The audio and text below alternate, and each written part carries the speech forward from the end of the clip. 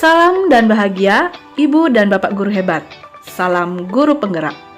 Berikut adalah koneksi antar materi modul 1.1, refleksi dan kesimpulan pemikiran Ki Hajar Dewantara.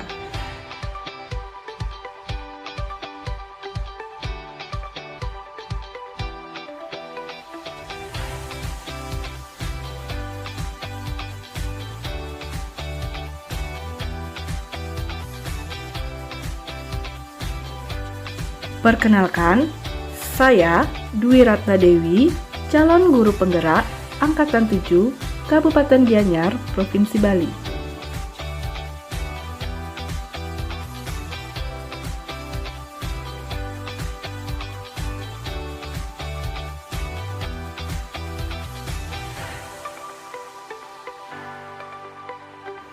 Ibu dan Bapak guru hebat, yang saya percaya tentang murid dan pembelajaran di kelas sebelum mempelajari konsep Ki Hajar Dewantara adalah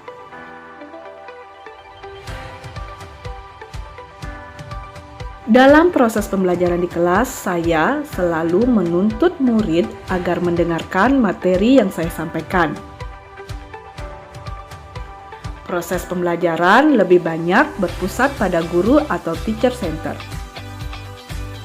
Saya sebagai guru lebih cenderung memperhatikan nilai kognitif yang diperoleh oleh siswa.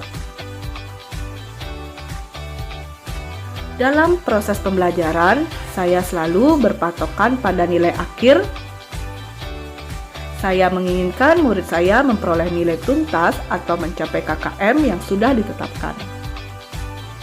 Murid lebih banyak mendengarkan materi-materi, berlatih soal, dan membaca pada buku teks.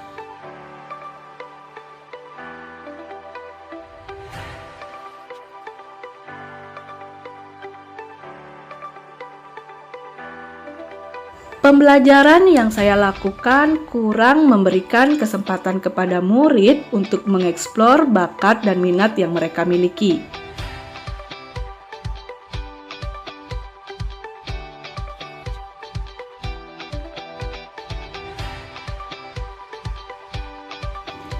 Jarang sekali saya menyelipkan permainan atau ice breaking dalam proses pembelajaran.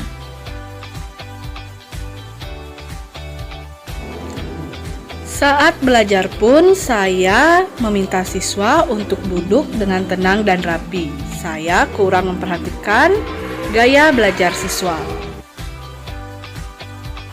Dalam proses pembelajaran di kelas, saya jarang melakukan refleksi terkait pembelajaran yang telah saya lakukan, sehingga saya tidak mengetahui sejauh mana keberhasilan pembelajaran yang telah saya lakukan.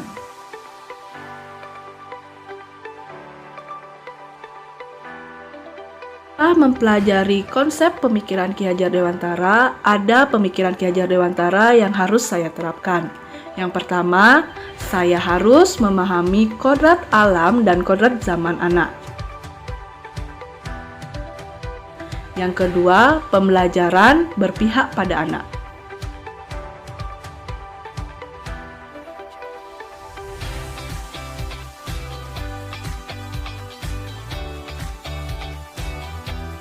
Ibu dan Bapak guru, setelah mempelajari konsep pemikiran Ki Hajar Dewantara, ada beberapa hal yang sudah mulai saya pahami.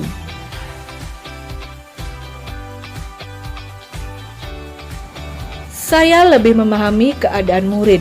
Saya semakin sadar bahwa setiap anak itu unik dan memiliki karakteristik yang berbeda.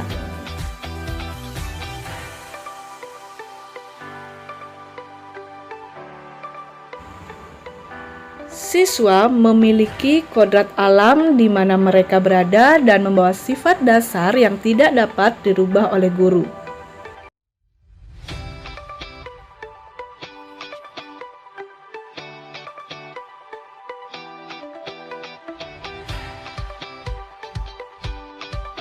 Selain memperhatikan kodrat alam, kita juga harus memperhatikan kodrat zaman, di mana anak itu belajar sesuai dengan perkembangan zaman.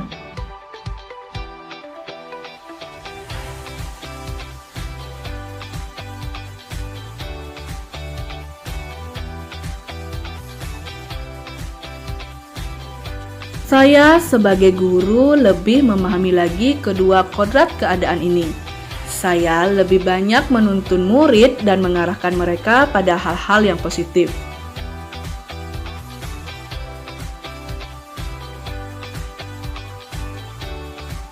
Saya sebagai guru menuntun murid mengembangkan karakter yang ada pada diri mereka. Saya memberikan keterampilan yang sesuai dengan zaman agar murid tetap terarah pada hal-hal yang positif.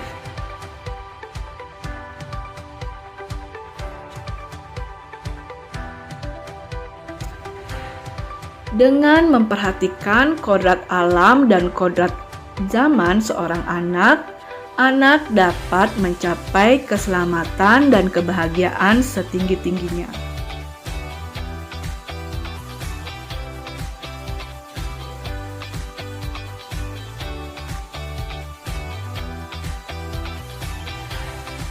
Dalam proses pembelajaran, saya menuntun murid untuk mengembangkan minat dan bakat yang dimiliki.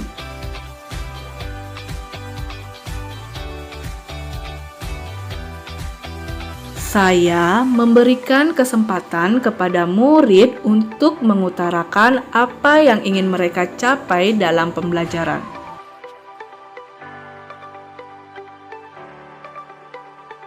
Sebelum memulai proses pembelajaran, saya melakukan asesmen diagnostik untuk mengetahui sosial emosional anak.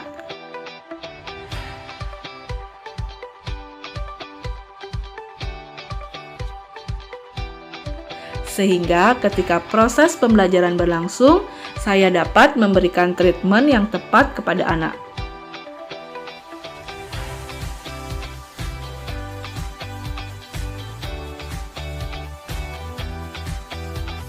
Pembelajaran yang saya lakukan menjadi lebih bermakna.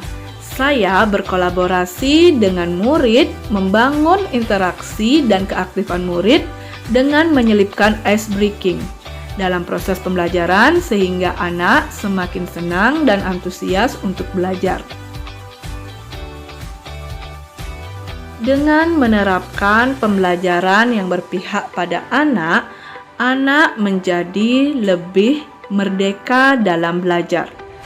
Maka pembelajaran menjadi lebih menyenangkan dan lebih bermakna.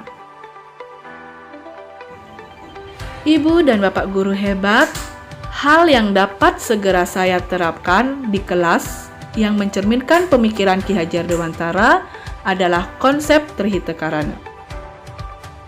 Dalam proses pembelajaran di kelas yang mencerminkan pemikiran Ki Hajar Dewantara, saya ingin menerapkan pembelajaran yang sesuai dengan konteks sosial budaya di Bali, yaitu konsep Trihita Karana. Trihita Karana dapat dibedakan menjadi 3. Yang pertama adalah parayangan, yang kedua adalah pawongan, dan yang ketiga adalah palemahan. Parayangan adalah hubungan antara manusia dengan Tuhan. Saya sebagai guru wajib menuntun siswa agar percaya kepada Tuhan dan bersyukur atas segala karunia-Nya. Siswa juga dapat mengembangkan nilai-nilai religi serta karakter religius. Yang kedua adalah pawongan, hubungan antara manusia dengan manusia. Di sekolah, siswa dapat dituntun untuk meningkatkan rasa solidaritas antar sesama, mengembangkan sikap saling menghargai, saling menghormati, saling menyayangi, dan toleransi dalam keberagaman.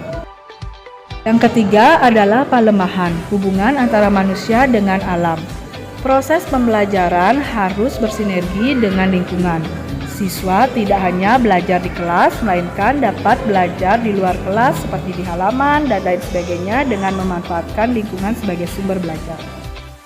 Saya menyadari bahwa dalam proses pembelajaran, konteks sosial budaya tidak boleh kita tinggalkan. Siswa dapat mengembangkan segala minat, bakat, serta kemampuan yang dimiliki sesuai dengan zamannya, namun tetap memperhatikan sosial budaya sebagai karakter kepribadian bangsa.